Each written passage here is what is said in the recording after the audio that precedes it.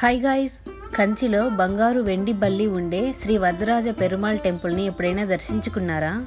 మనం ఇప్పుడు అక్కడికే వెళ్తున్నాం. తమిళనాడులో ఉన్న కంచీపురం అని పేరు చెప్పగానే గుర్తుకు వచ్చేది అక్కడ ఉన్న పురాతన దేవాలయాలు అండ్ పట్టు వస్త్రాలు. కంచిలో ఉన్న దేవాలయాలన్నీ కొన్ని వేల సంవత్సరాల నాటివి. ఈ టెంపుల్ ఉండే ప్లేస్ని విష్ణు కంచి అని పిలుస్తారు. విష్ణు కంచి కాంచీపురం నుంచి 5 కిలోమీటర్ల దూరంలో ఉంది. ఇక్కడ విష్ణువు మరొక రూపమైన వరదరాజులు నివసిస్తున్నారు. శ్రీరంగం, తిరుమల, మేల్కేటిల తర్వాత కంచి వరదరాజ స్వామి పెరుమాళ్ టెంపుల్నే పవిత్ర క్షేత్రంగా చెప్పుకుంటాము. ఇక్కడ 2 పెద్ద గోపురాలు ఉన్నాయి. శ్రీకృష్ణదేవరాయలు నిర్మించిన తూర్పు గోపురం అండ్ పల్లవులు నిర్మించిన పశ్చిమ ఆలయ గోపురం. టెంపుల్ ప్రాంగణంలో అందమైన మండపాలు, రామాయణం, భాగవతం, శ్రీకృష్ణుని స్టోరీలను వర్ణించే శిల్పాలు కలిగి ఉన్నాయి. అద్భుతమైన 100 స్తంభాల హాలు కలిగి ఉంది. ఈ 100 స్తంభాల మండపానికి ఉత్తరాన తొట్టి కింద 2 పొడవాటి మండపాలు ఉన్నాయి. ఇక్కడ 40 అడుగుల పొడవైన వరదరాజ పెరుమాళ్ శయన భంగిమలో ఉన్నాడు. వరదరాజ పెరుమాళ్ కొయ్య విగ్రహంను 40 సంవత్సరాలకు ఒకసారి భక్తులు దర్శనం కోసం తీసుకువస్తారు. నీటిని పంప్ చేసే వెండి పెట్టెలో వరదరాజస్వామి చెక్క విగ్రహం ఉంది. ఈ చెక్క విగ్రహం యజ్ఞంలో బ్రహ్మదేవుని చేత స్వీకరించబడిన వరదరాజుల విగ్రహం. స్వామి ఇక్కడ స్వయంభుగా వెలిశారని దాని గురించిన కథ సత్యయుగం నాటిదిగా తెలుస్తుంది. స్థల పురాణం ప్రకారం బ్రహ్మదేవునికి సరస్వతీదేవితో ఏర్పడిన వివాదంతో ఆగ్రహించి భూలోకానికి వచ్చిన సృష్టికర్త శ్రీ మహావిష్ణువు అనుగ్రహం కోసం అశ్వమేధ యాగం తలపెట్టారు. కాకపోతే యజ్ఞ దీక్షలో సతీ సమేతంగా కూర్చోవాలి. అయితే సరస్వతీదేవి ఒకసారి బ్రహ్మదేవుని లక్ష్మీదేవిలో ఎవరు గొప్పవారు అని అడుగుతారు. దానికి బ్రహ్మదేవుడు లక్ష్మీదేవియే గొప్ప అని ప్రకటిస్తారు. దానికి కోపం వచ్చిన సరస్వతీదేవి బ్రహ్మను వదిలి వెళ్తుంది.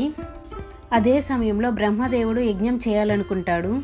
బ్రహ్మదేవునిపై కోపంగా ఉన్న కారణంగా సరస్వతీదేవి యజ్ఞంలో పాల్గొనడానికి అందుకని శ్రీ గాయత్రీదేవిని సరసన కూర్చోబెట్టుకొని యాగం ఆరంభించారు. ఇది సరస్వతీదేవి యొక్క కోపాన్ని మరింత పెంచింది.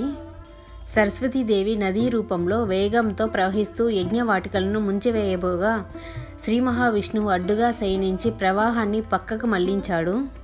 అలా యాగాన్ని నిర్విఘ్నంగా పూర్తి చేసుకున్న తర్వాత శ్రీమన్నారాయణుడు దర్శనమిచ్చి ఆలుమగల మధ్య వివాదం సహజమని తెలిపి సృష్టికర్త అయిన బ్రహ్మను చదువుల తల్లి అయిన సరస్వతీదేవిని కలిపారు.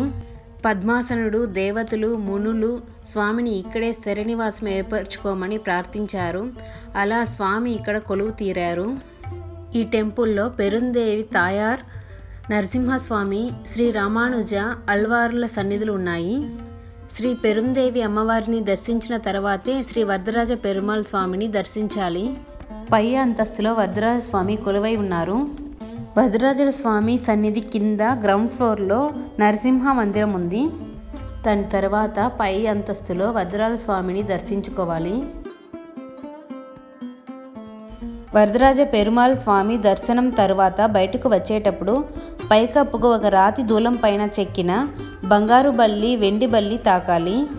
బంగారు, వెండి బల్లి తాకడానికి సంబంధించిన పురాణ గాథ ఏమిటంటే, గౌతమ మహర్షి వద్ద 2 శిష్యులు ఉండేవాళ్ళు. వాళ్ళు గురువు గారి దేవతార్చనకు కావలసిన పుష్పాలు, ఫలాలు మరియు నీరు ఏర్పాటు చేసేవాళ్ళు. ఒకరోజు వాళ్ళు పెట్టిన నీటి పాత్రలో బల్లి పడింది. దానికి కోపగించిన మహర్షి వాళ్ళని బల్లులుగా జీవించమని శపించాడు. తెలియక చేసిన తప్పుకు క్షమించమని వేడుకోగా ఆయన వారిని అత్తిగిరి క్షేత్రం వెళ్లి స్వామివారిని సేవించమని శాప విమోచన తెలిపారు. కొంతకాలానికి ఇంద్రుడు, సూర్యుడు, చంద్రునితో కలిసి శ్రీ వరదరాజ పెరుమాళ్ దర్శనానికి తరలివచ్చారు. వారి దర్శనంతో శిష్యులకు శాప విమోచనం లభించింది. అప్పటి నుంచి ఇక్కడ వారి రూపాలను ఏర్పరిచారు. వీటిని తాకిన వారి సమస్త దోషాలు, పాపాలు తొలగిపోయి ఆరోగ్యవంతులు అవుతారని చెప్తారు.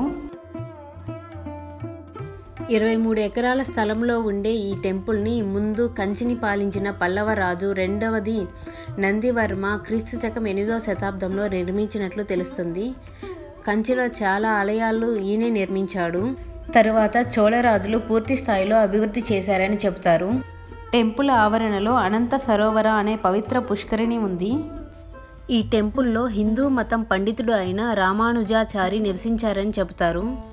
కృతయుగంలో బ్రహ్మ, త్రేతాయుగంలో గజేంద్రుడు, ద్వాపర యుగంలో బృహస్పతి, కలియుగంలో ఆదిశేషుడు, అల్వారులు, శ్రీ రామానుజాచార్యులు, శ్రీ ఆదిశంకరులు మరెందరో మహానుభావులు ఈ స్వామిని సేవించారని పురాణాలు చెప్తున్నాయి. వీడియోని లైక్ చేసి సబ్స్క్రైబ్ చేసుకోండి. Thanks for watching.